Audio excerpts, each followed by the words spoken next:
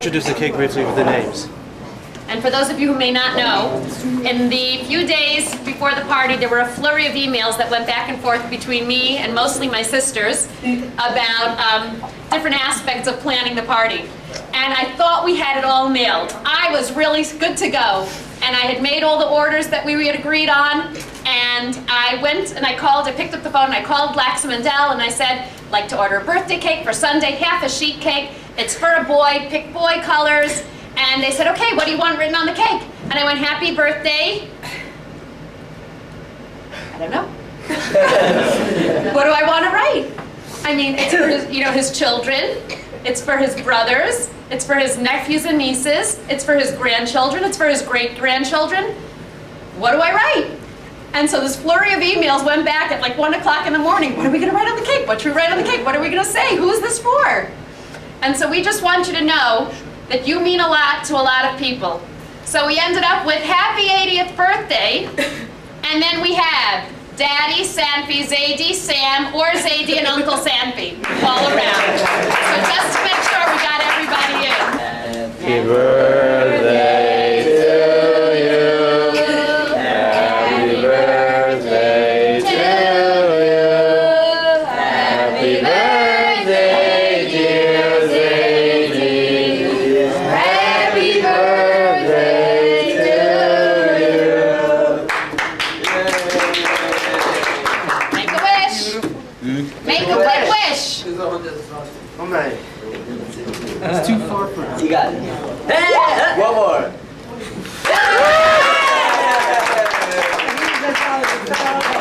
There's a lot of words on the top that describes each picture. Avami worked very hard. He has it fading in, fading out. He spent a good couple of hours on it. Can everybody see where everyone can move to this side? Love you, Sadie. She's still under pressure to turn out a good product, and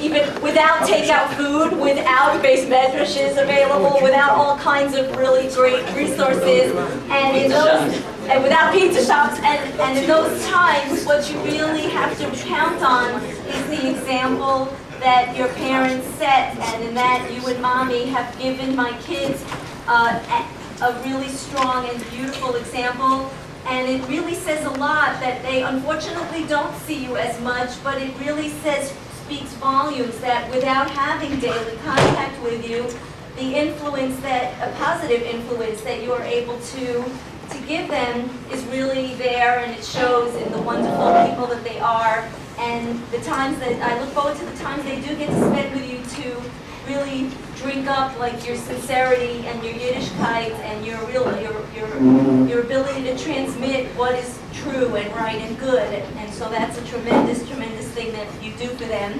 and I want to thank you.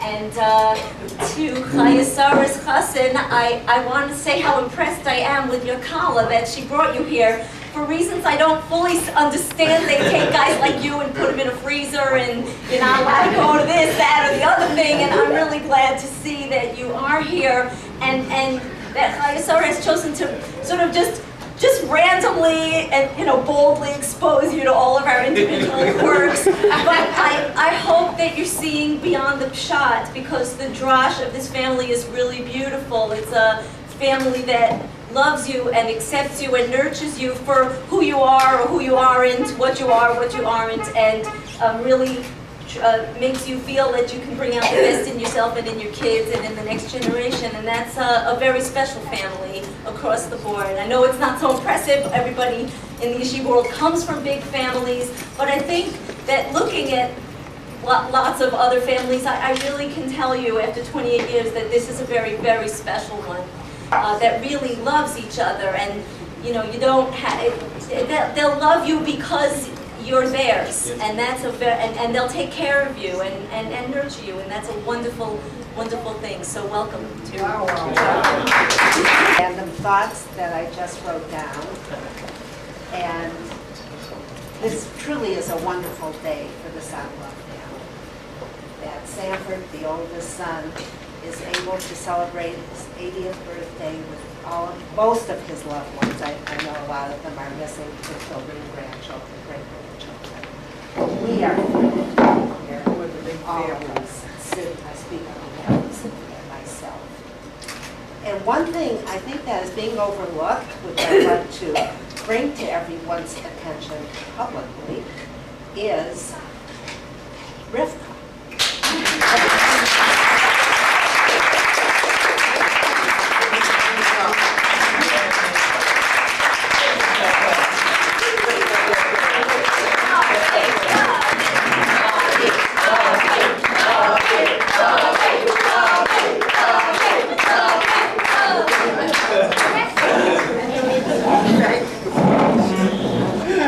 I truly believe that Rivka has been the backbone of this family. She has brought everyone to where you all are today, where we all are today, and whether it was from calls at 1 o'clock in the morning, or quick trips, or whatever, guidance from Ivan and Hillel and Alan Aldershon. Rivka was always at the forefront, always fighting for her children, always seeing that they had the best in Jewish education and that they grew into what they are today. And it's really so admirable.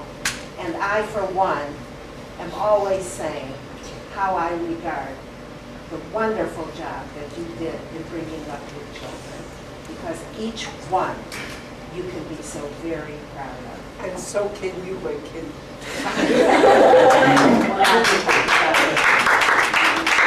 And I think it's truly demonstrated in this little Ashes tile over here in the pink, who has really been looking after her parents, and I know she says she loves it, but it is a tremendous amount of work. And Ahuva, I think on behalf of everyone, I thank you for what you're doing for your father.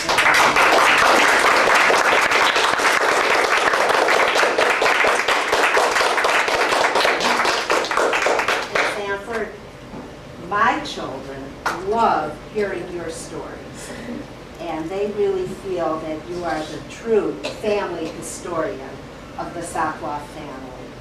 And they quote you all the time. And what's the name you call for Uncle Sanford? Shmeriyahuisms? Yeah. That's how they refer to all these wonderful stories and little sayings that you have. Once, a number of years ago, when Doug was at YU, he needed one more point. So he took a course in Chazanish at YU, at the School of Music. And it was a Friday night, I didn't know this, and we were having a Friday night dinner at Ivan and Marilyn's. Do you remember this, Marilyn? And we were singing Zmeros. And all of a sudden, Douglas wanted to demonstrate, as only Douglas can, what his proper breathing was for singing Chazanish. And we're all looking at him. Where does this come from? And all of a sudden, you know, Douglas, he takes 5 minutes. He's going to breathe and breathe. He's going to get the diaphragm and everything just right. And all of a sudden, he bursts out in this wonderful voice. At least for that moment, it was wonderful. And until this day, I really never thought about Douglas, Chazanish, and Sanford. So Sanford, if Douglas has any of this wonderful singing in him, which he loves to do, within him, I give you the credit for that. And I give you the credit for your family and Rivka also. And we wish you a wonderful year ahead. It should be a healthy one. You should be able to participate in many simchas, beginning with that beautiful over there, Hayasora. Thank you. Chair. And Dennis is a solo practitioner. He's got a small office. And this guy's working on my mouth, and all of a sudden I hear some grumbling in his lobby. And I'm sitting there and I'm thinking, So finally, after a few minutes, I say to the dentist, uncle.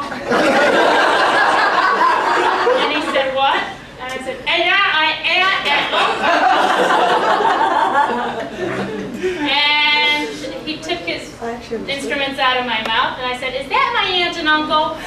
And he said, "Who are your aunt and uncle?" I said, "Sanford and Rivka Sokolow." He said, "Yes." I looked at my watch. I said, "How long do you think he'll be here?"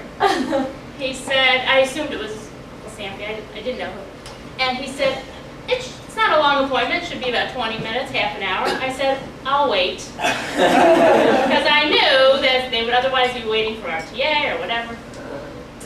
And so I waited. I sat in the lobby, and I waited for a little bit. I came out, and they were happy to see me, and I was happy to see them. And that started, yeah, a little bit of regular trips to the dentist. But look at those teeth.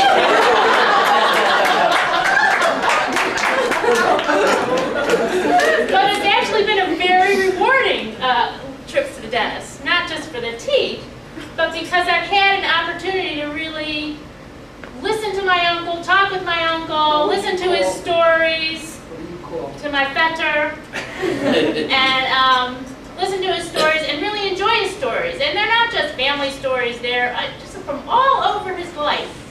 And it's an opportunity that I wouldn't have had I not been sitting in the dentist chair saying to Jay, Joseph, I am my uncle. So I just want to tell you that it's not a favor that I do for you, it's something that I enjoy doing, and I'm grateful for the opportunity. And I wish you a happy birthday and many, many more happy and healthy years. Is from, to most of us in this room, to our Uncle Ivan.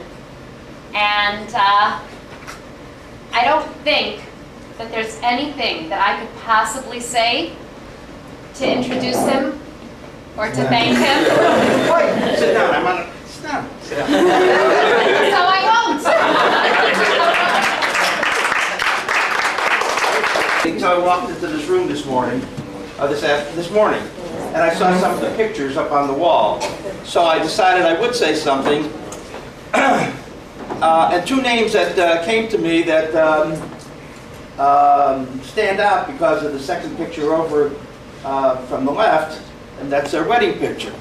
And the two names that really stand out are Shafransky, who, with whom we would not have this gathering, and Hoffman.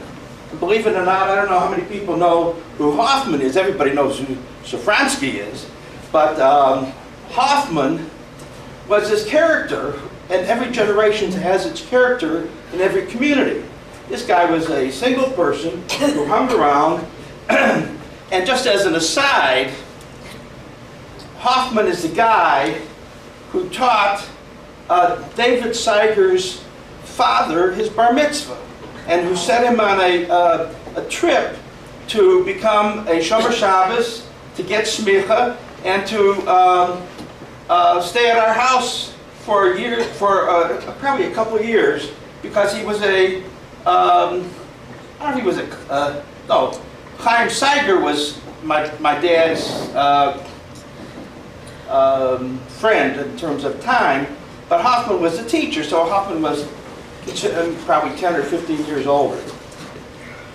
Chaim Seiger was not your father's friend. Chaim Seiger was Sanford's friend. Right. I'm sorry, your father's friend, who introduced who introduced Chaim Seiger to our family, and Chaim Seiger and your father, grandfather, Sanford were contemporaries. That's what contemporaries. But that's how we got to Hoffman, through Chaim Seiger. Is that No, Chaim Seiger, Hoffman got Chaim Seiger to the Sokolows. Oh, okay. And ultimately, as the circle comes around, David Seiger is part of our family, Baruch Hashem. But Chaim Seiger was also, if I know the story correctly, and only Sanford can correct me, was also the shadchan for Sanford and Rivka. Isn't that right? Right. Chaim Hoffman, I don't even know if the guy had a first name. Max Hoffman. No, it wasn't Max. Max Hoffman. Max Hoffman. Max. I only know him as Hoffman. My memory doesn't change. Hoffman was the guy who said there's a woman or a young lady in Brooklyn, and he knew Sokoloff here in Cleveland, and the shidduch was made. So I think it is appropriate that at this point, when you're celebrating Hanukkah, your 80th birthday, that we recall the fact that Max Hoffman is also played an extraordinarily important role in this family. Now, Safranski's, it's, of course, it's Rivka's parents, but I'm indebted to them for a totally different reason. All of a sudden, one day, 50-some years ago, my father of Shalom was a little agitated. What do you mean? Why would my father of Shalom be agitated? Well, Mrs. Safransky, Chaya Sarah Safransky, had insisted that my father, after their wedding, and the entire family go up to the Pioneer Country Club and spend Shever Brachas the entire week together with the Chassan and Kala. I mean, this was in a time that it wasn't necessarily a custom that everybody do what they do today. At that time, if you were in a situation and there was a minyan and you had a meal, you would say Shever Brachas if there was a Chassan and Kala there. If not. That was the way it was done. But Mrs. Safransky insisted that my dad and my siblings all go up to the Pioneer Country Club for the week and spend that week with Sanford and Rivka. And quite frankly, I don't think Mrs. Safransky ever left Sanford and Rivka alone for more than 2 or 3 minutes because, God forbid, something might come of it. So, Baruch Hashem, I'm delighted because I had never been to the Pioneer Country Club before that time. I don't know if that Sanford or Rivka had been at the Pioneer Country Club, but that's where they were for their Shever Brachas, and it was a wonderful time. And it's been, notwithstanding some of the vagaries, ups and downs, it has been a wonderful 50-plus years, and we look forward to many more. You should get stronger and healthier, and the teeth should settle in. And Baruch Hashem, enjoy your entire family, which each one individually is outstanding and a lot of fun to be with. Mazel tov.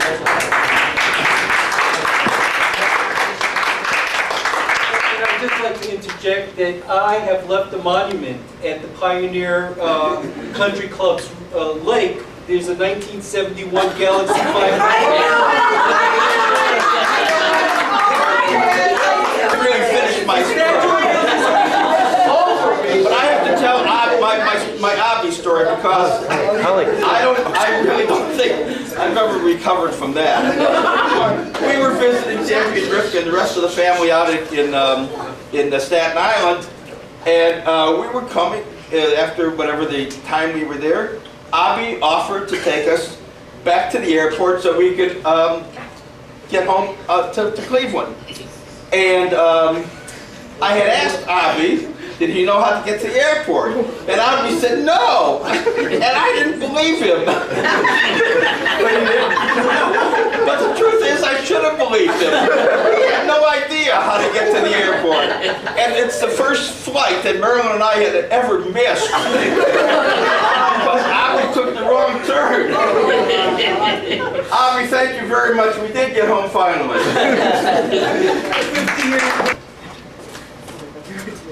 We actually have a number of gifts for Zaidi. The problem with reading all the names, Sanfi and Zaidi, is that the cake is gone, and now we can't read the names anymore. So that's, I think, how everybody got confused now. But I'm just going to say Zaidi. So first, I just want to talk a little bit about the significance of the 80th birthday, Kenahara poo poo poo. I've been learning this for like, 30 years since I came into the family to say poo poo poo. I still have no idea what it means, but wherever I go, I make these big speeches, and then I say poo poo poo. And they go, look at me, where did that go from? Where's the salt? Bobby, throw the salt over the shoulder. So I thought I would just talk a little bit about the significance of the Shmonim. Now, everybody knows there's a Mishnah in Pirkei Avos that says, ben this, or that, ben this, or that. So there's a relatively well-known story with the Satmar Rebbe. What happened was, there was a man that was about to turn 60. Not 80, just 60. But he was very worried because in Pirkei Avos it says, ben shishim lezikna. When you turn 60, you turn old. So he came to the Satmar Rebbe, he said, Rebbe, chavzaya moida, I'm very afraid because at 60 it says that you get old, my teeth are going to fall out, and who knows if my legs are going to work, and I'm not going to be able to walk, I'm not going to be able to function. So the Rebbe said, don't worry, because it also says, when you turn 40, you're going to get wise. No, nothing happened by 40, so don't worry about Ben Shishim L'Zikna. So our Zaidi Baruch Hashem, by 40 he got wise, and by 50 he became a Baal Eitzah, and by 60 he got a little bit Zikna, and 70 Shei Seva. So what is Shmainim? We can now say Shmainim is going to come in. Shmainim is when you get stronger, and Shmainim L'Gevura. What is Gevura? So Gevura is the ability to overcome, not to do things, but to conquer.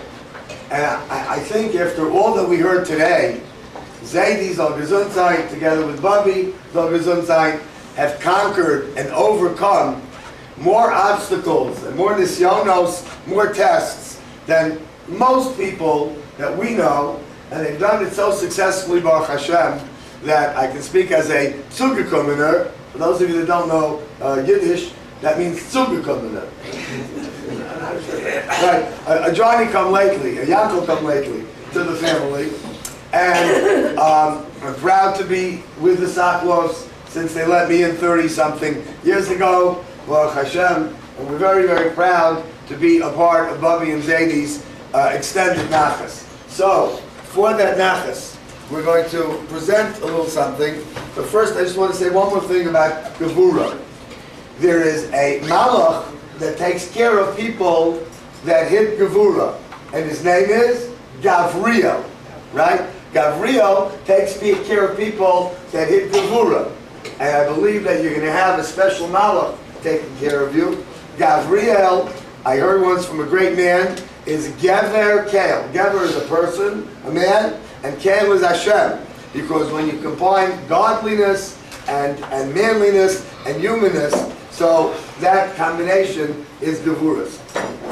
We couldn't find the book, but one of my congregants who's literally a chassid of my shver, of Zaidi, got and procured for us a number of Chazonish tapes, which we're presenting to Zaidi today.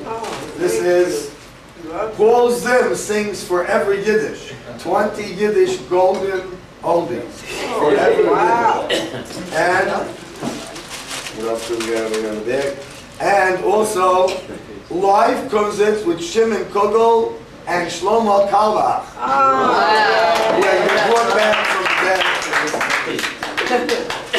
And then finally, if you still have your cassette player, Paul Zim doing the Shabbat Top 40 Hit Parade. These are all rare Chazanish records, by the way.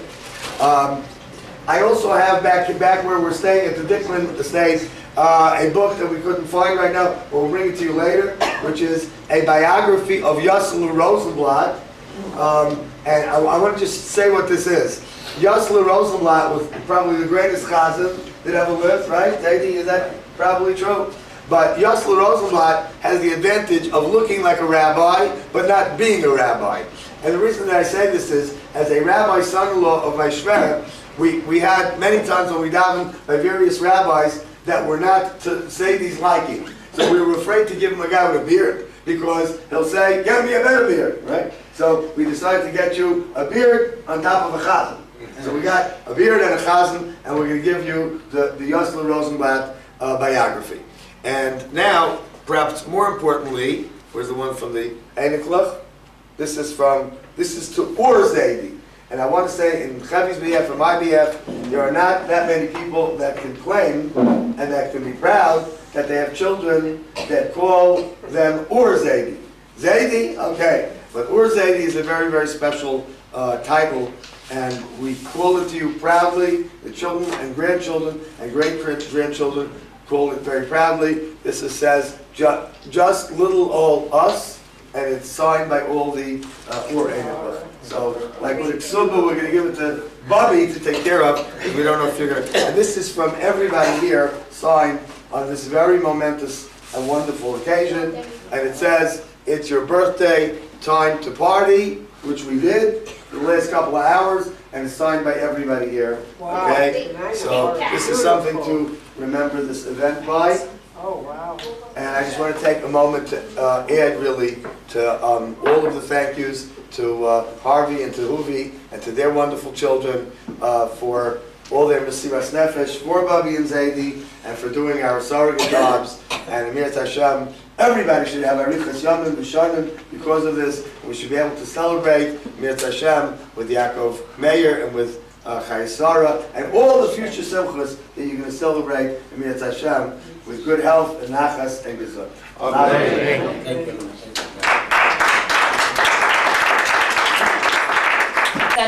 There were some people we spoke with who couldn't be here. One was from, I have a message for you. Wish we could be there and participate at this wonderful occasion.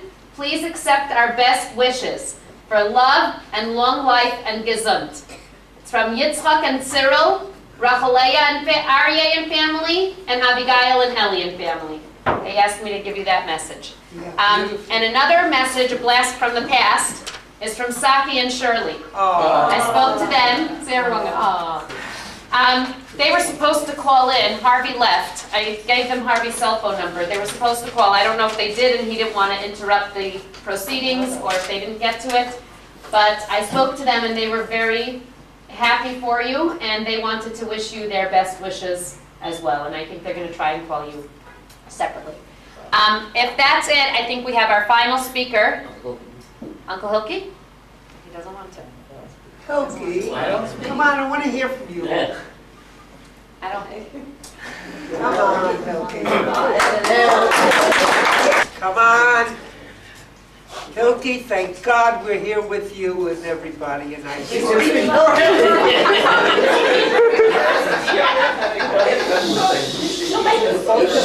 up today. I love calling you every week. Yeah, you sure do. What? Turn around. This is Uncle Hilke fixing my dad's bow tie at his wedding. Oh, I think he was the best man.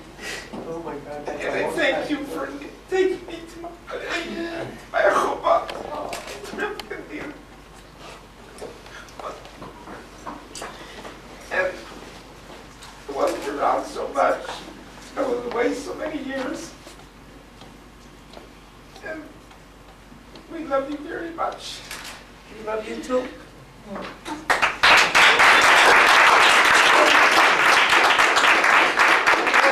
on. Say a few words. Speak today. But I am so moved by this beautiful tribute to you that I can't help but just tell you how honored I am to be part of the family. I know I can't be a replacement for Alan or Shelley, but I try my best to be a brother and a friend to everybody here. And you are. It's indeed a privilege. It's indeed a privilege to be part of your family, part of the Sacco family. So, but what I can give you is a book. As a Kohen, and God knows you've got lots of them. But these are just one step more related to you than I am. So I would like, with your permission, to give you a blessing.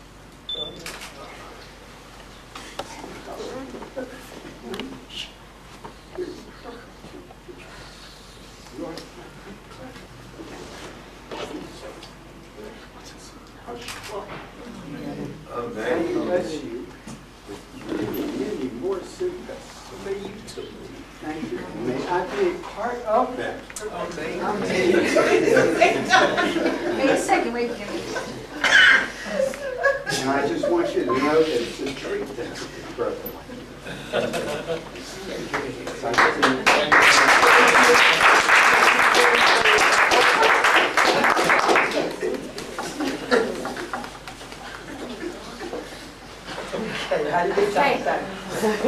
Well, does anyone else have anything? I don't think I had a chance to speak yet.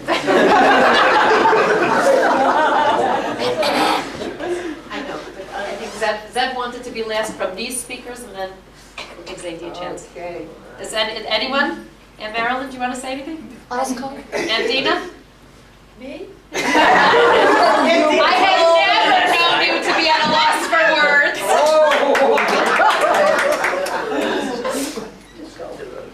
For Barbie's sake. Now she's not going to get on.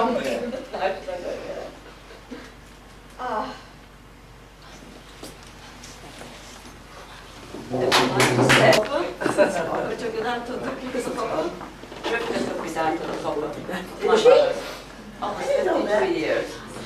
There's a lot to say, but I prefer a lot to remain private, just between us. That's right. That's the best. We love each other. We speak at least once a week. Oh, yeah. We have wonderful, wonderful memories. I enjoyed your visits to us. I yelled at Sampy a lot when he would steal a cookie. Sampy, you shouldn't be eating it, right? It's a simple mammal, it's okay. What can I say? We just wish you at least another 40 years. You gotta go. Amen. And let's take day by day, gesund and stark with your Ashes Kyle. She is the backbone. I have to add to what Dorothy said. She's what's keeping you going, I have to tell you. And don't you forget it, all of you. All of you remember. She reminds us, don't she? She deserves it all. We're going to show her. So, yes. So call to and be well, both of you. Gesund and stark. And we'll continue talking. You and Hilke too. Thank you. And it was always a pleasure hosting all of you, whoever came to us. It was fun. Sanchez. Sancho. The dog. His Spanish dog. To everyone who came. And our home is open to you whenever you choose. And it goes to New Hasenkala as well. Thank you. Okay?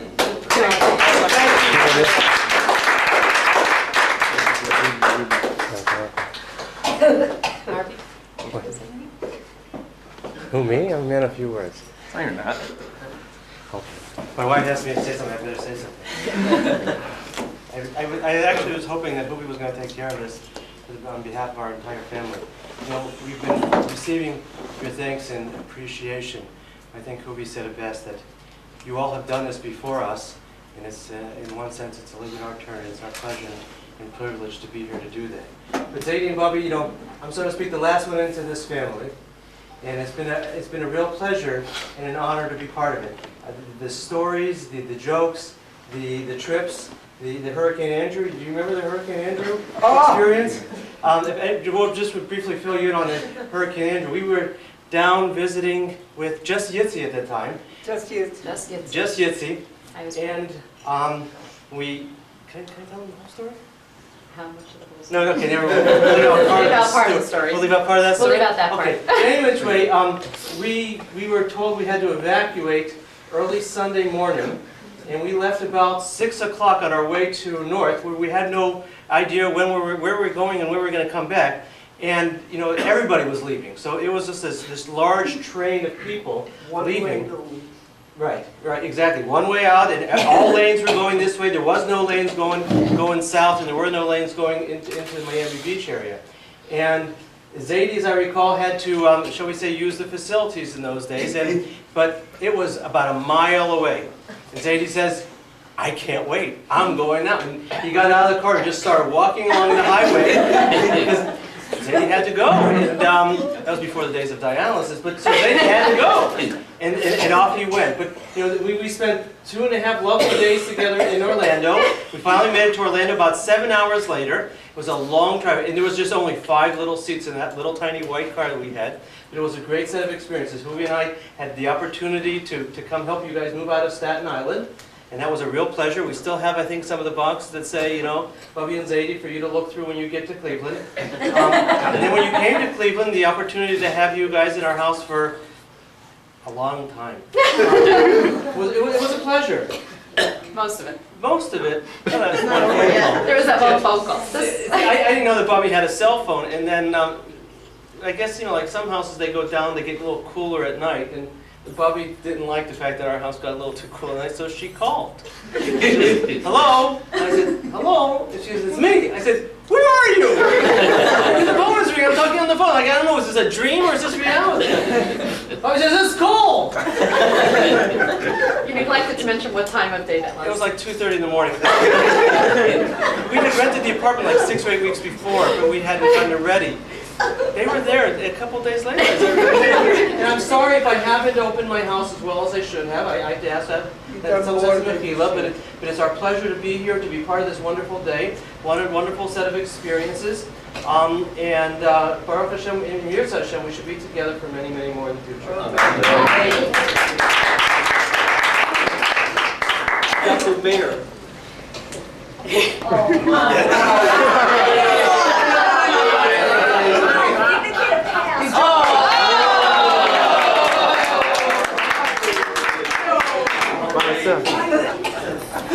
I just want to set the record straight. I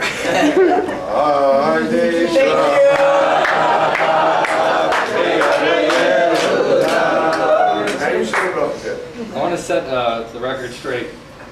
I never made it into the freezer. They did try to get me in, but I put up too big of a fight. So that's that. He's claustrophobic. Sorry? You're claustrophobic. I am. He likes you. I just want to say that me growing up, not that this is about me or anything, but I never had anyone who I could call Zaidi. And so it's very exciting for me. And I'm very excited that Mr. Hashem, I have a Zaidi by my pasana. It's definitely a dream come true. And I'd like to thank everyone for welcoming me into the family. And I'd like to thank Kaisara and my future mother and father-in-law for bringing me here. I had a wonderful time. And to Zaidi and Bubby, happy birthday, and may you be to so many years, many more to come. And I'm very honored to be a grandson of somebody who I could finally call Zaidi.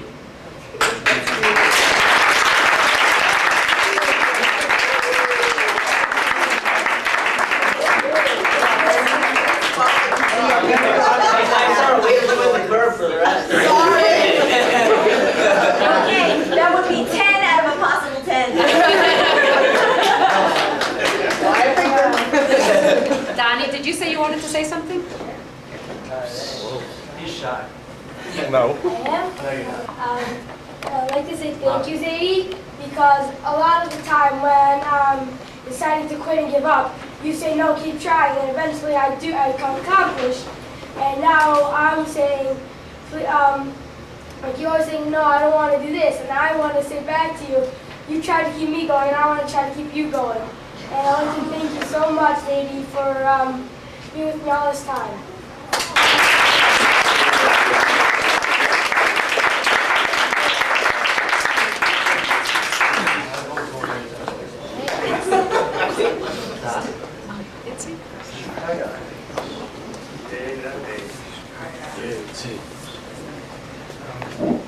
It's really a great pleasure to have Zaidi with us for some other reason. And I just want to point out, everybody keeps saying thank you to my parents, and they really do a lot. And I thank them for putting up, doing everything for Zaidi and still trying to take care of us.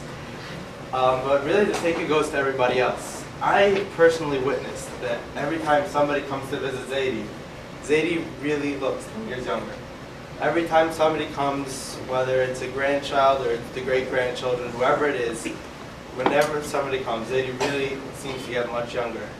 And I know it's hard for everybody to travel, and I just want to say thank you to everybody and encourage people to keep doing it, because it's really what's keeping our wonderful Zaidi with us.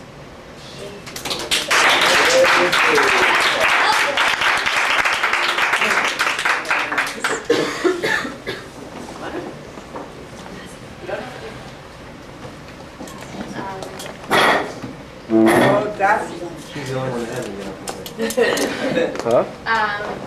Just wanted to say, Zaidi, that it's really a big pleasure. I'm so happy every time that you guys come over to our house. I love moving out of my rooms just so we can host you.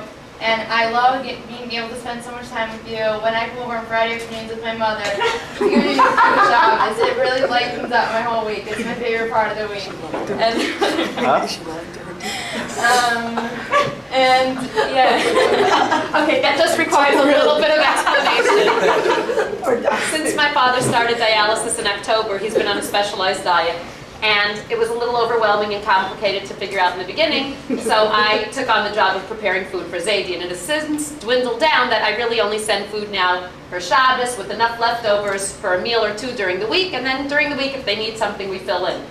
But Friday afternoons, you know, I don't know about most of your homes, my home is far less than perfect, and there's usually a mad rush before Shabbos.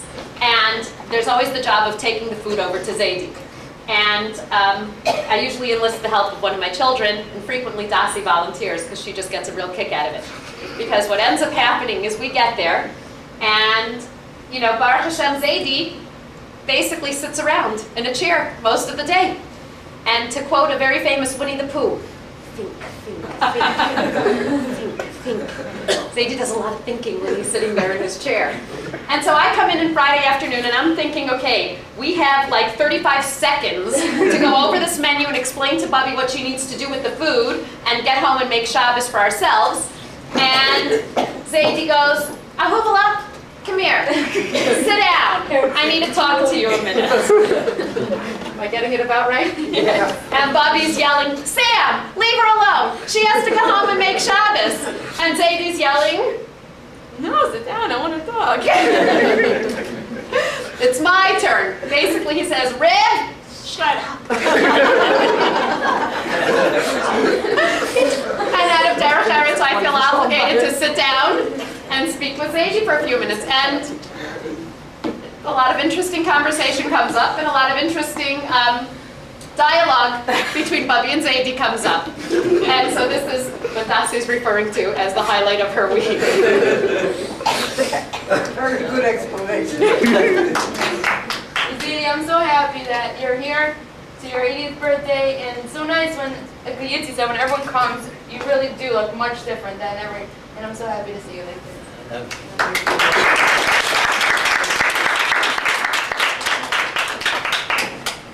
Okay? Maishi?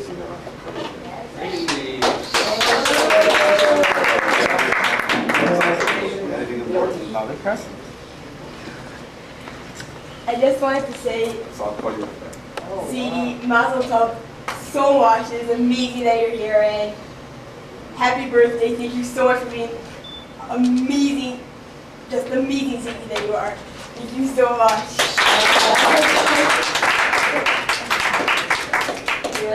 I love you this much. Love shown is smaller than actual size. Thank you.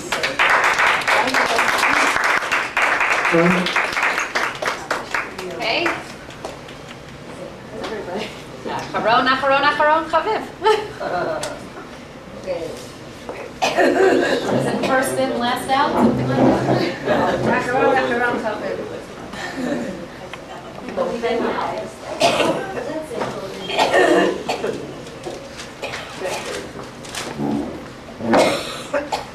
Pretty much everybody's pretty much said a lot of things that they remembered. Being that I'm Baruch Hashem the oldest, I had this chus to know a lot more, which a lot we'll keep under the hat. Where's the hat? Speaking about hats, Daddy wore a lot of hats. I don't know if many of you remember, but through our journey, we moved quite a few times. I myself am still moving.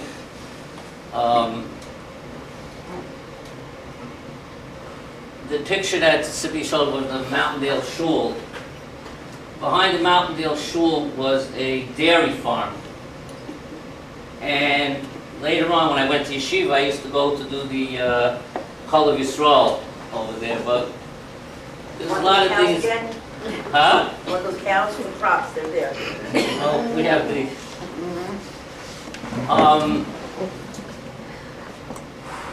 In Mountaindale, I remember we didn't have like you have today cell phones or regular dial phones.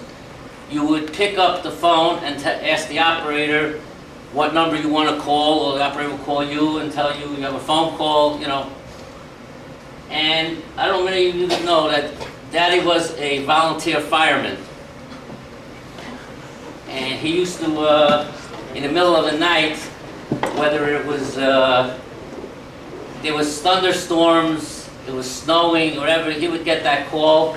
And I don't know, you had some kind of code that the operator said to you something, tell you where the fire is, and before you know it, he's out of the house. And we had a number of cars. At that time, we had the Studebaker. Remember the Studebaker? Yeah. And us little kids used to like to play with the car. And how many times did we ruin your brakes? A lot. Or the one time where somebody got in the car and you had to chase it down because it started rolling?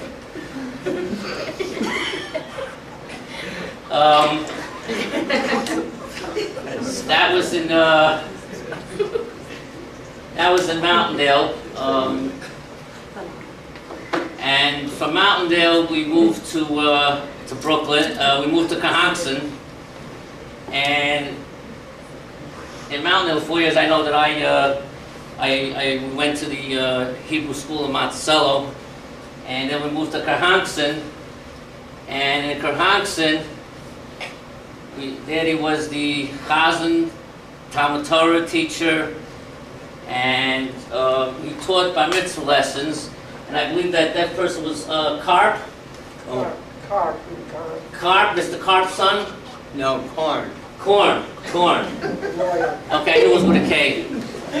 So, and then he taught bar mitzvah lessons, and from Cahockson, they always insisted, you know, I had to get a from education. And I used to get up in the morning at 6 o'clock in the morning, and I used to travel with this English, this teacher who taught in Woodridge in the public school, and she would drive me to Woodridge, and then I would hop in the car with Rabbi Goodman, and Rabbi Goodman would drive me to Monticello. So I already started my travels when I was younger. In fact, the one year they honored me. Remember they honored me? When I was the furthest student of the school, the Hebrew Day School. Then we moved to New York, in Borough Park, and Daddy worked for Schnall's. First it was Tiv Tov, Mr. Blatt, Tiv Tov. And a very interesting thing that I remember was, first there was a store on 50th Street and 13th Avenue, Blatt's. And then from there, I opened up another Tiv Tov branch on 41st Street and 13th Avenue. And we were going to Torah Semis, Avi and I, and we had a chance, you know, during recess time at lunchtime, we were so happy that Daddy's working in a few blocks away. We would run there, lunchtime and everything. One particular day, I walk into Tiv Tov, and they had a lower level where they had all the paints, the hardware, appliances. And I come down the steps, There are a whole bunch of people standing there, and I'm trying to figure out what's going on. And I hear two people singing. It was Daddy and Mordechai ben David. Mordechai ben David was a young guy, wasn't even starting out, right? You remember that? Yeah. And he was singing, and it was just unbelievable. That was my first introduction with Mordechai ben David. Remember that? Making keys. He was making keys, everything. And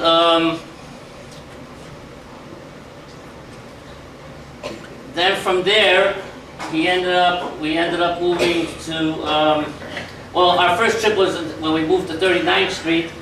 That bar mitzvah that my father taught, he liked Daddy very much, so he gave him a car, which Mommy took care of. Remember that? Pontiac, green Pontiac? Under the L, McDonald's. And then he bought me, I remember he gave me for my birthday a bicycle, a Schwinn bicycle, brand new. I remember coming down in the house in Kerhankson. He bought me a bicycle, remember the brown bicycle, and I used to ride up and down. At that time I belonged to the Cub Scouts, and I remember riding up the hill and riding down without hands. It was fun. And in the country when we lived there, you leave your bike out, nobody bothered it, nobody, we moved into Borough Park to 39th Street, and the movers took my bike out, and I happened to be across the street meeting the new neighbors, and before I turned around, my bike was stolen. That was my my introduction and my welcome into Borough Park. I also remember whenever our dear uncles, Uncle Ivan, Uncle Hookie, or some Uncle Ivan, they were coming, they would call, okay, we're coming, and our house would be like a very big uproar. You never saw a house get clean. I don't think the Ajax tornado could do anything like that. Everything was put in, taken care of. Not all secret meetings. But I do remember. Under the bars. I do remember a few times when Uncle Hookie came with his car. I remember the old car. We fit into the car. He's taking us for a drive.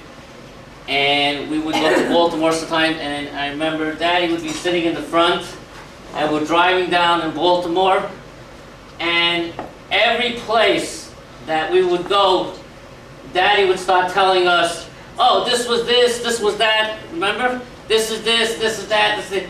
I don't even think Uncle Hookie knew it. He's living in Baltimore. I don't think he knew half the places.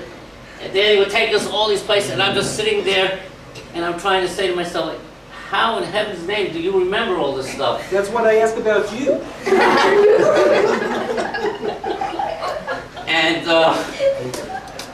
And you know, all these times that, you know,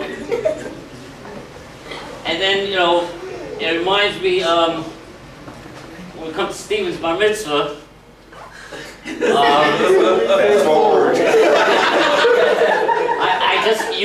you brought it up, so I have to tell you the story. Should I tell it better? I'm gonna as we're sitting waiting for But you weren't in that plane. Excuse me. What's that? I was there when you got off. Wait,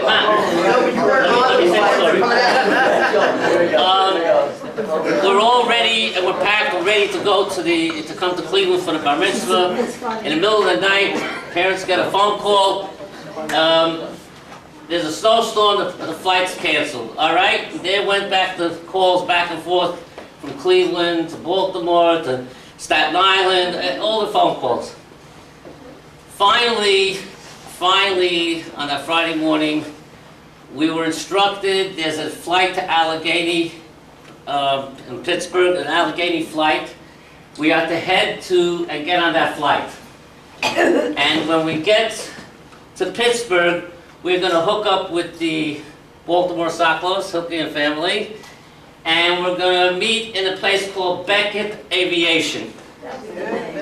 Beckett Aviation. How do you remember that?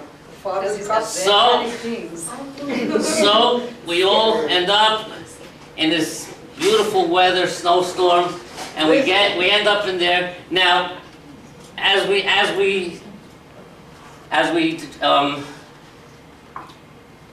arranged it, I was driving then, so I ended up driving. We had this little ambassador car. No brakes. And we sat in the front, Daddy, and me, and the girls at the back, and somehow or other, Mommy ended up sitting behind me. Every time I drove, Mommy somehow ended up behind me. We won't talk about backseat drivers, but Baruch Hashem, we're here to tell about it.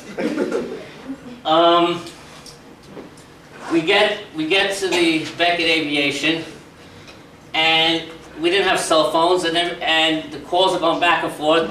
And these poor people in Beckett Aviation, every time the phone rang, the guy would come, phone call from Mr. Sokoloff. And everybody, Sokoloff just stood up and ran to the phone. Then Uncle Hilke says, hold it, I'll take a charge.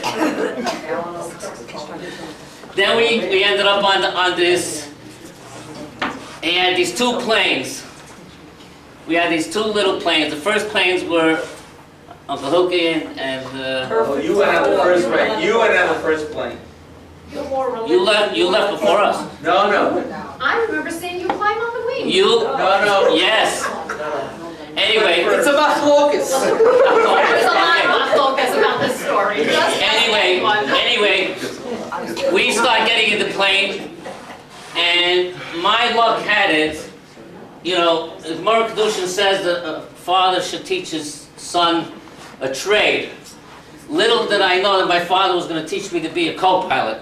I ended up sitting in the co-pilot seat. And I get in this little plane. It was a 5-seater, a 6-seater, I don't know, whatever. They're all sitting in the back, and I was okay to sit in the co-pilot seat. And this guy, he starts, I'm looking like, how are we going to fly? How are we getting out of here? And somewhere on the plane is shaking and shaking. We make it up in the air, and he puts this thing on cruise control or whatever, and he starts talking to the tower. He's got to get to Cleveland. He needs a route. They have to give him a route, and he starts pulling out this from his briefcase, this big book, and he spreads it out over the controls. And I'm saying to myself, who's flying this plane? Where are we going? He doesn't know where we're going. He doesn't. And okay, so finally we're going, and I hear a little later the guy says, okay, requesting landing instructions, runway. I go, landing? Like, where are we landing? You can't see an inch in front of you. It was blizzard condition. And I feel the plane starting to go down. And all I see out that front window, and believe me, I never want to sit in the co-pilot seat again. All I see is the telephone wires, electric wires, and I'm saying, okay, and I hear the guy say, okay, we're clear for runway 22, whatever, and he's taking it down, and I'm going, taking it down where? And you know what? Wait till you know what's happening in the back seat. We all say Shema. No, you were where Mommy was. Well, trust me. Mommy looked at Zevi one time and he was as white as a sheet, whiter than Yeah. I tell you one thing, I said every capital to him that I knew about Pat. At least 3 times. We're terrible. Anyway, Baruch Hashem, we finally landed. Baruch Hashem, and I remember Lyle Shalom standing there with the camera. Stand here. Here, we want to take a picture. It's Shabbos. We have to like Hanukkah. We don't even have our coats on. He's all bundled up, and Uncle Ivan's all bundled up, and we're driving. I remember Uncle Ivan, you said to us in the car. I is Uncle Ivan. It was me. It's pitch black. It was me. I remember exactly what the sky looked like. And I remember being me. It doesn't matter who it was. We said to Uncle Ivan. She says it was when are we getting there? We said to Uncle Ivan, when is it Shabbos? It's pitch black. And Uncle Ivan says, whenever we get there. Well, we made it before skiing. We did it before skiing. It's not whenever we get there, it's called it's Shabbos and we get old. Yeah, whenever we. Anyway, Baruch Hashem was a beautiful simcha, and I gotta say, by that bar mitzvah, Daddy had a cousin. She lived on Churchill, a redhead. Adele. Now, at that point, I didn't know too many of the extended, you know, and I'm standing there, and Adele was not a small person. And I'm standing by the bar mitzvah in this nice, beautiful hall, and I remember the band, it was Freddie, or whatever his name is. Freddie and the Deadbeats, yeah. and all of a sudden, it's like I was standing in the arena, like this thing was coming and attacking me at full force, and with the hands like this and about to go like this, and I remember ducking, and she's like, "No, Sammy," and I said, "Hold it, I'm not him."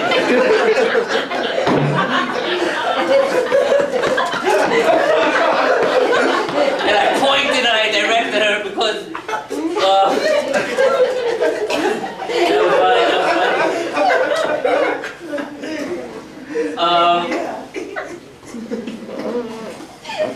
but that was your you brought it up, so you brought back that memory to me. Sorry.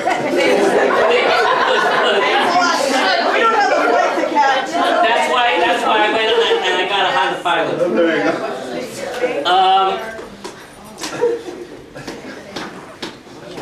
I've spent Baruch Hashem many times there. You remember how we walked to all these different brothers? That's probably why my knees are giving out, because we walked all over creation. I mean, everywhere we moved, Daddy found a shul, a shtibel, and we had to at least be in every one. And I don't think there's a community that we lived in that we haven't been into every shul.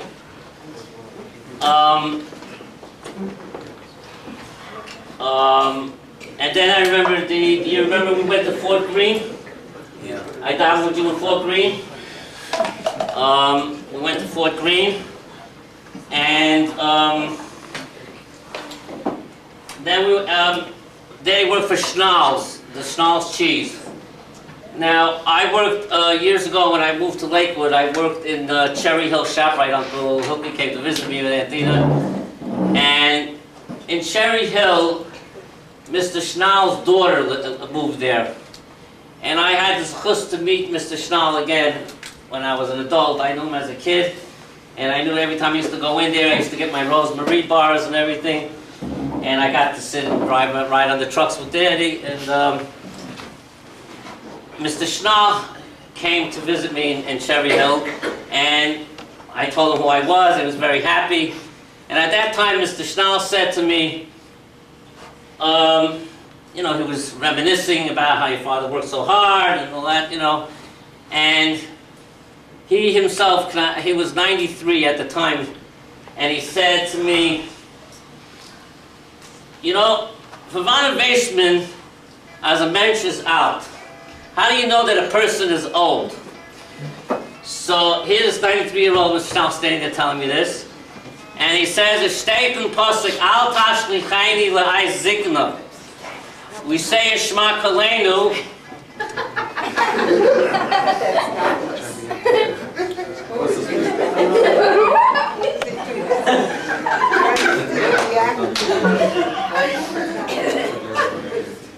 We say in Shema Kolenu, Al tashlichayni le'ai zikna. We ask Rabbeinu Shalom, don't leave us when we get old. You should always be with us. And he said, how do we know when a person reaches elder age? So he said the word zikna is Rosh Hashanah. I'm going to say it in Yiddish and we'll try to define it in English.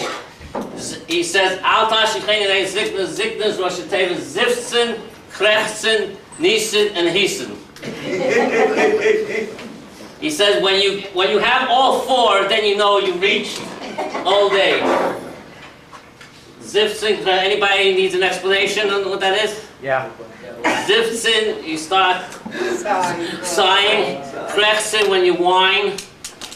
Neeson is sometimes you have to keep spitting up. And Houston is coughing. So that's when you know you're old. And this was told to me by Mr. Schnall, who was Daddy's boss many years ago. Daddy's boss, and he was 93 at the time that he told this to me.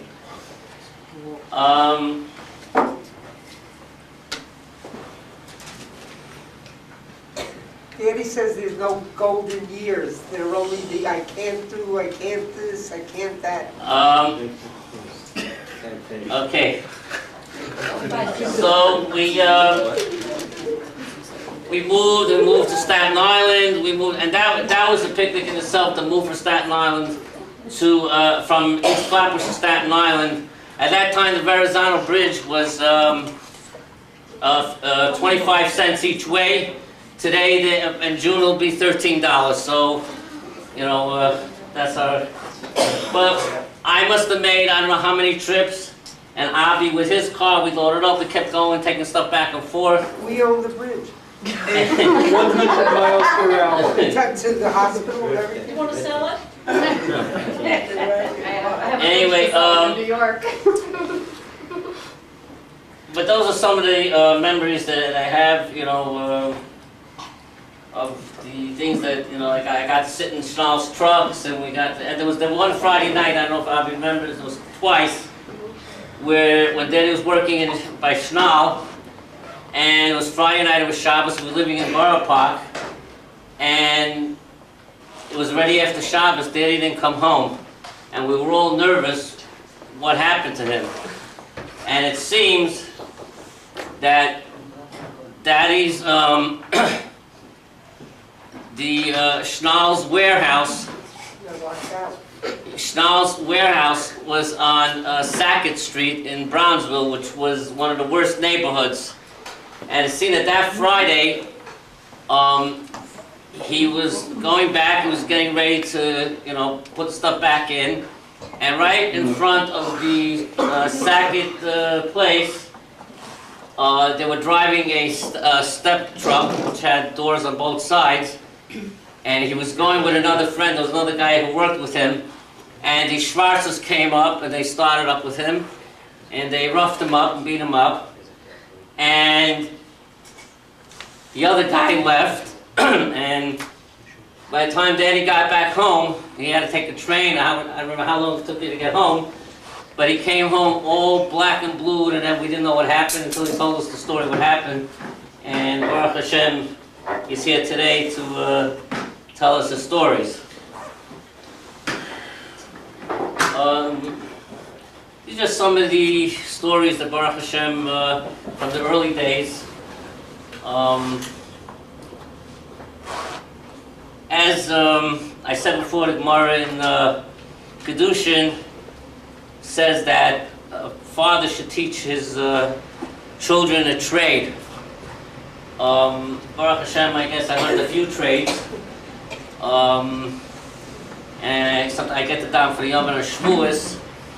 And there's a Yitzris in the Shavuos Shemona Esrei, which I believe is very apropos to the Simcha that we're having today. And I want to share it with you. It's something that we children have to always remember as children, and as adults, as parents, we have to know how to conduct ourselves as parents. Shavuos, you know, is Kabbalah Satira, and in Kabbalah Satira, the Aseret HaDibros, and in Shavuos it goes through the Yotzres. You can look it up in Shavuos when you daven in Hashem. In Kaved es avicha v'yasimecha. And I just want to read to you a little bit what the Yotzres says here.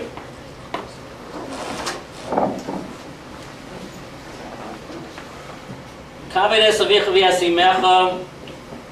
Ezoy l'chayrecha b'chibur emunim b'asiros ois l'konim.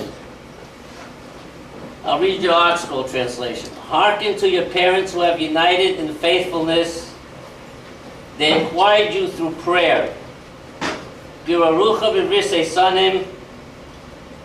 They led you through the bris of the Rebbeinu Shalom, of the patriarchs. They chalav shadayim l'chom medashnim. They nurtured you, and they made sure to feed you. Hamalbishcha lavush adonim. They dressed you in fine clothing. Umacholim b'ficha noisnim. And they placed food into your mouth.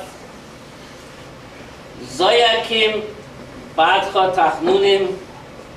They cried for you. Hayoscha lomaydar el yoinim. They cried for you in supplication. And hayoscha lomaydar el yoinim, that you be granted life from the Rebbeinu Shalom. Chayanecha al shichvam ka'oimnim. They carried you on their shoulders like nursemaids. Yegieh b'chosvei einim. They toiled for you, replete with suffering. Ke'ev im yikarecha hemis anim. L'yira shakai oischa b'fanim. They carried you on the shoulders, nursemaids. They toiled for you, replete with suffering. They responded to you when you called out in pain. Mitzvahs v'dasas l'chol v'vaynim nachos choyim v'bayis l'chol makdim. They made you understand mitzvahs and laws. They transferred possessions and assets of home to you. Soimchim l'chol ezer u'mischantim. And this is they davened for you, and they were mispalel that you find the proper mate. Say cheftzam loisayis panim. Till here, it explains what parents do for their children. And the Yotzros goes further and says, Asay cheftzam loisayis panim. Do their will, do not act brazen-faced. Pen yamritcha l'nei dayanim, lest they stand you before the judges. Tzvei dar sareh mar kabanim, look into the laws of rebellious children. Kahal yergemucha bavanim, and we know what happens to Ben Sarah Meir. Baruch Hashem, there's no Ben Sarah Meir. Re'ei pen tazveim le'ez zekunim. See not to forsake them in their old age. Sharseim ke'eved la'adoinim. Serve them like a servant, his masters. Tefilosam kach v'sarach yomim v'shadim. Take their needs to heart, and you will lengthen your days and your years.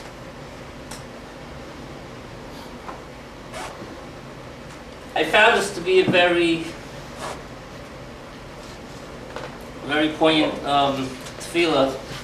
I usually don't say yoitzes, but when I was davening for the Amid and I said this, it was something that really hit home.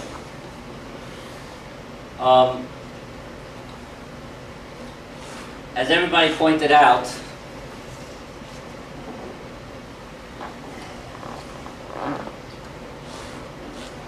I know Harvey Hoover don't like to say it, but I've been here, fortunately, unfortunately, I've been here quite often in the last few months, and Harvey and Hoover do a lot more of the Fnei Mishur Sadin than any one of us can ever have imagined. And the Rebbeinu Shalom should only bench them, and we should see nachas from their children and only come together on simchas, but Hashem Gumalaskim L'Simchaskim. That's my bracha to you and Harvey.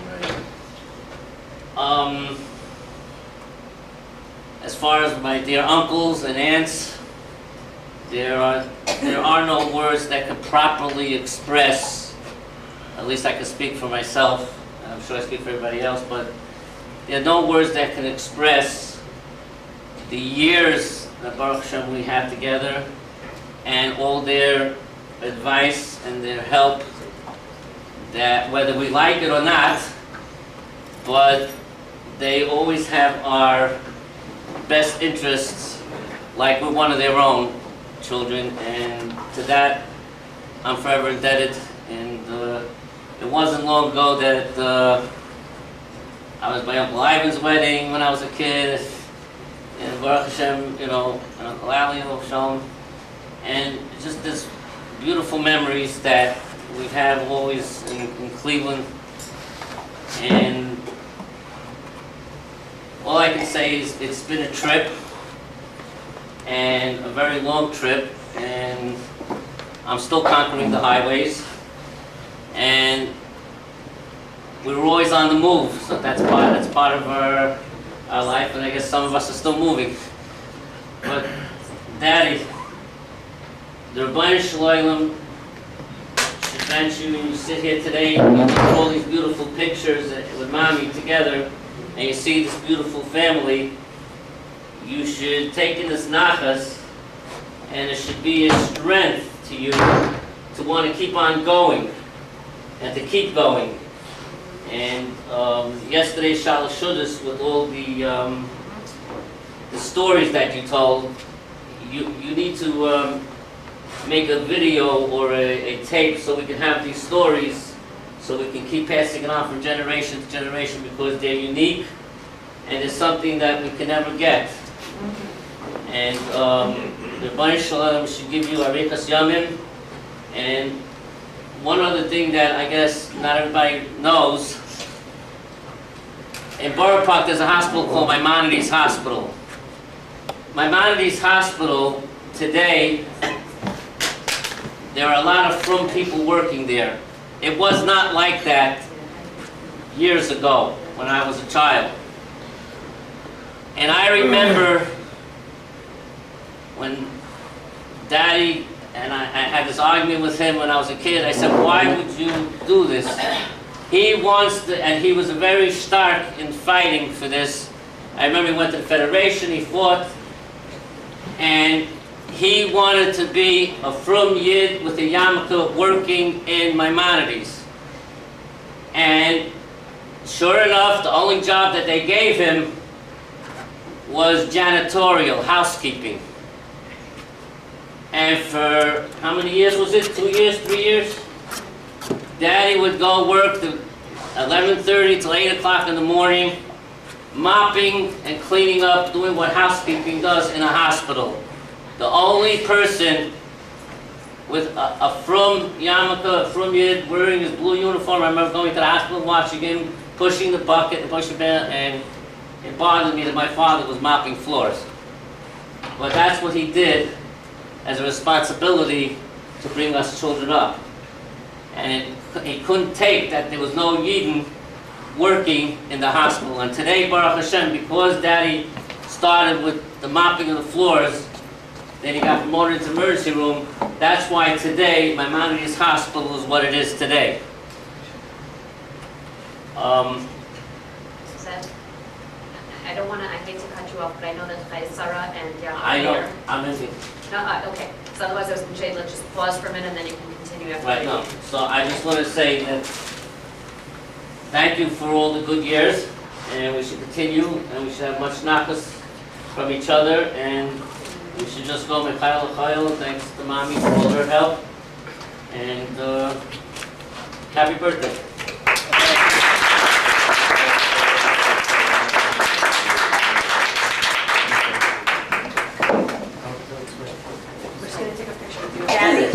They have to leave, so they just want to take a picture, and then we'll continue, okay? Okay, smile, let it smile.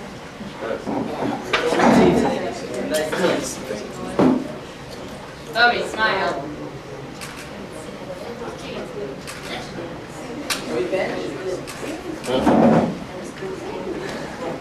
Hi, Sarah.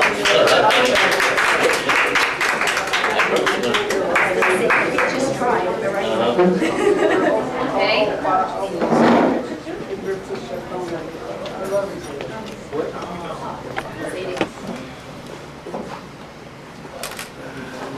I want to say this to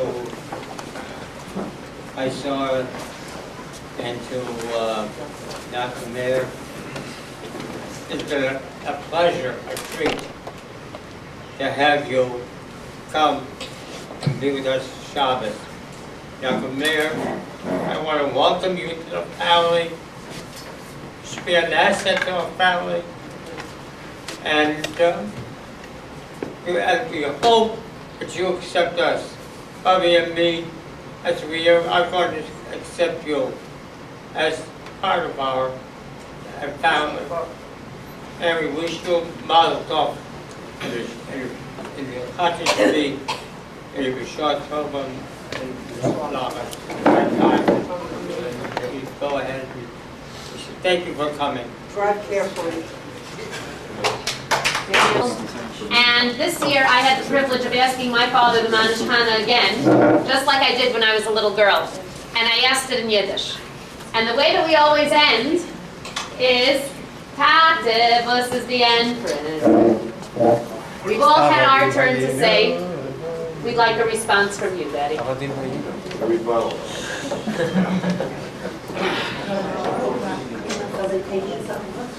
want to thank everyone for coming. I want to thank my brother, Ivan, and Hello. Hello, it's past 9 o'clock. I didn't get a call today, Hello.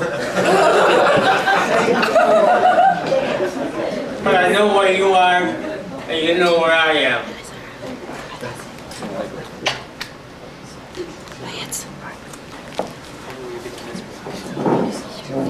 Bye, Bobby Zaidi. I love you so much. I remember one time, if I may, what's the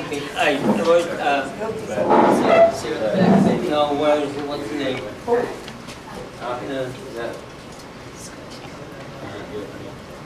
Avi.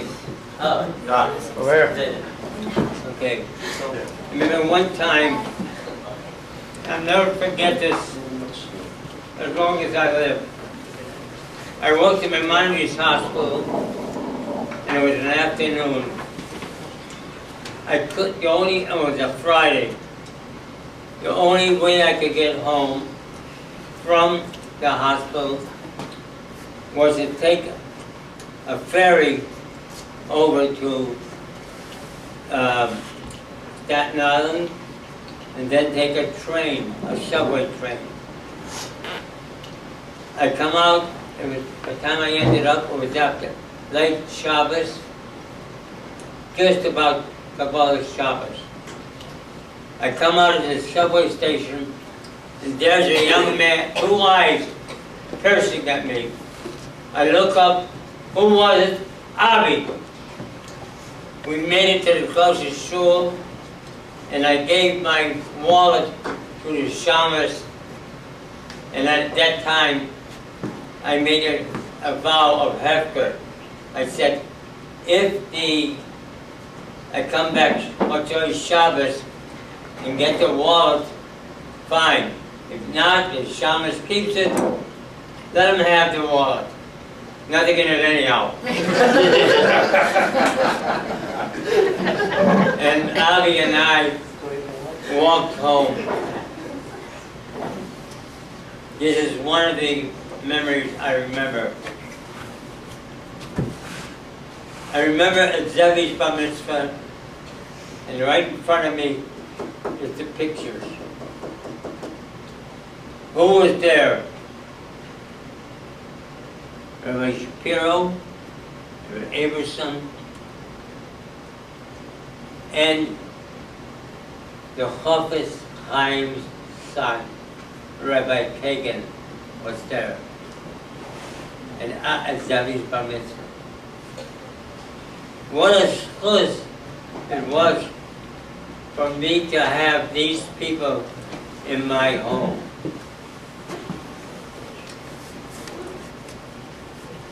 talking now about Stellas. There used to be a time when after Pesach, people would get ready to go to the mountains, or summer homes, and you had to go for Prabhas. And I would work a day's work, and I would go for a Prabha, a tryout. I'd come to some of these shuls, and I tell you, it was criminal. He'd load in about 30, 40 people at a shul on a weekday night, and each one would have to sing or say something. Well, I ended up one time in Long Island, in one of the shuls, and I knew it was like the whole shul was packed. About 40 people were there for the tryout for the job. The rabbi stood in the middle of the shulchan, and I knew to myself, I said, look, you're not going to get this job. Have fun. So, when my turn came, the rabbi called me up, to come up. He said, say the Nusach Baruch Hu from Rosh Hashanah. So I said the Nusach for Shabbos.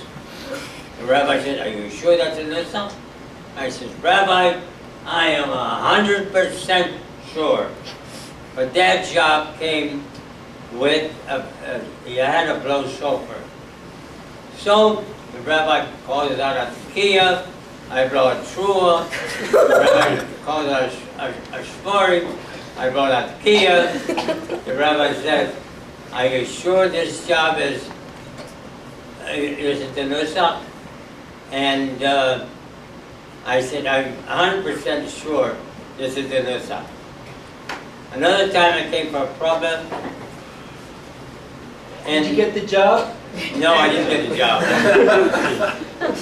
The next time I went for a Prabha was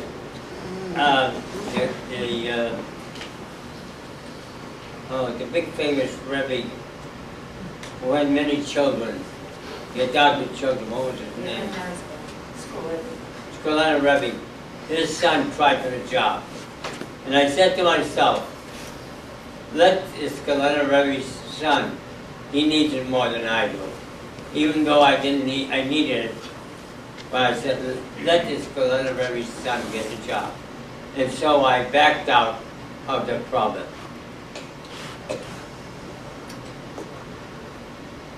Many years I davened in the Bronx.